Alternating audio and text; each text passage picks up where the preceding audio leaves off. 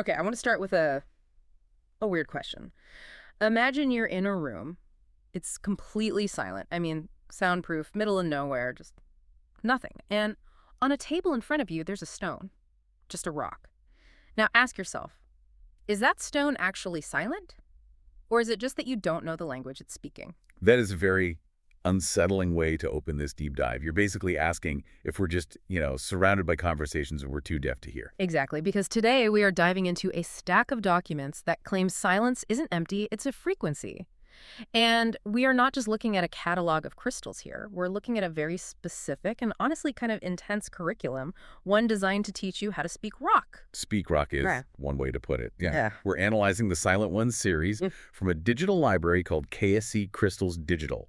And you're right to call it a curriculum. This is not just, buy this crystal, put it on your shelf, and hope for good vibes. No, This is a structured three-part educational program. that's what jumped out at me. Usually when we look at this stuff, it's very loose, you know? Well, Feel the energy. What?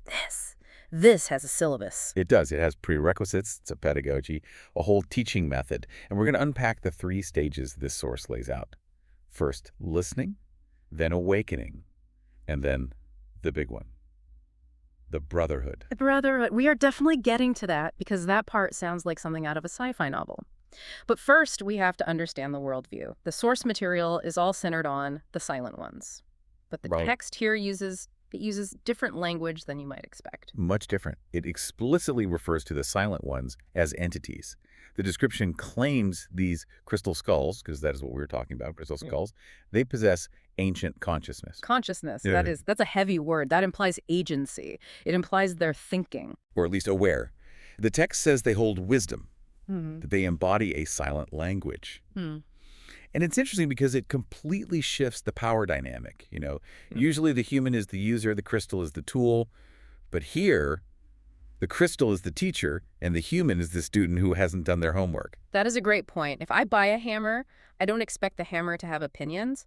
But this text claims these skulls offer a doorway into a world beyond the ordinary senses. So the whole premise is that what we see and hear, it's just not enough. Exactly. The source argues our ordinary senses are a barrier. And to interact with this crystal kingdom, and it does use that term, kingdom. Kingdom. Yeah, you have to bypass the physical senses. You have to develop a new sensorium. Which brings us to the coursework. Because you can't just jump into the deep end here. The source is super specific about the order of operations. It is. There are 3 books, all digital downloads, priced at £7.99. But the text explicitly warns, and I'm quoting here, for those new to crystal skulls, it is recommended to read the books in sequence. It uses the word gradual. So it's a prerequisite chain. You can't take calculus before you take algebra. Precisely. And that structure, it tells us a lot. It values patience. It's almost countercultural, really. We want everything on demand. But this text says no. You have to build the muscle first. Okay, so let's look at book 1, Listening to the Silent Ones.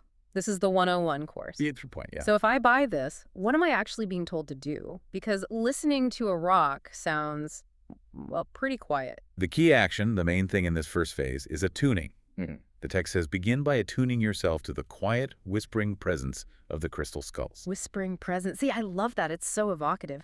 But practically, how do you attune? Well, think about the psychology of it. This stage is passive. It's all about reception. You're not projecting your intentions onto the skull. You're emptying yourself to receive its signal. Right. It's like, okay, imagine you're in a crowded restaurant. It's super loud, and someone at the next table is whispering a secret. You can't just listen harder, right? Straining doesn't work. Yeah. You have to quiet your own internal monologue. You have to tune out everything else to find that one specific frequency. That is a perfect analogy. The source basically implies that most of us are just too loud internally to hear it. The silent ones aren't silent. They're broadcasting on a frequency we completely ignore. So this listening phase is just about turning your internal gain dial way, way down. So step 1 is submission, in a way. You have to stop talking and start listening. That's a strong word, but yeah, it's about humility. You're admitting you don't know the language yet. Okay, so let's say we pass the class. We've bought the PDF, we've attuned, we are hearing the whispering presence. Now we graduate to book 2, Awakening the Silent Ones. And this is where the pivot happens. The language in the description, it changes a lot. We move from listening to Gotcha. Communication. Communication. That implies a two-way street. It does. It promises to deepen your understanding and strengthen your communication. Hmm.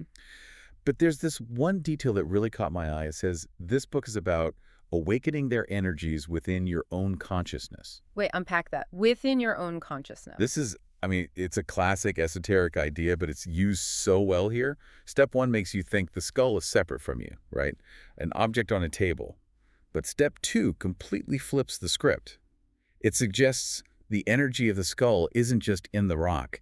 It's dormant inside you. So the skull is like a mirrored key. Ah. It unlocks something that was already there. Or that your consciousness provides the landscape for the skull to act. Right. It becomes symbiotic. The boundary between me, the human, and it, the object, it starts to dissolve. You're awakening their energies, but it's happening in your mind. That's a trip. So you start by treating it as an alien object, and then you realize you're part of the same operating system.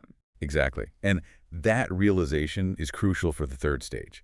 Because if you don't get that connection, the third book will just sound completely impossible. Third book. Okay, let's talk about the end game content. This is where it goes from a meditation guide to, like, a secret society. The Obsidian Path. Right. Or, to give it full title from the description, the Brotherhood and the Seven Obsidian Skulls. The Brotherhood. That is such a loaded term. It sounds like a thriller movie or some secret lodge from the 1800s. It changes the scope completely. Up until this point, the relationship is one-to-one, you and your skull.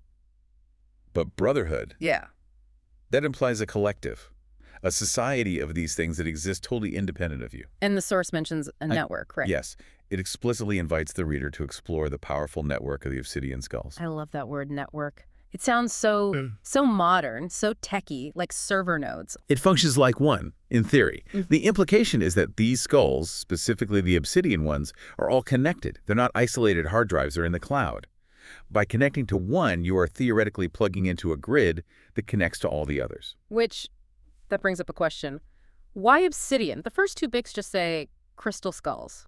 That could be quartz, whatever. But the advanced class is strictly obsidian. It's a very specific material choice. I mean, obsidian is volcanic glass. It's born from fire and rapid cooling.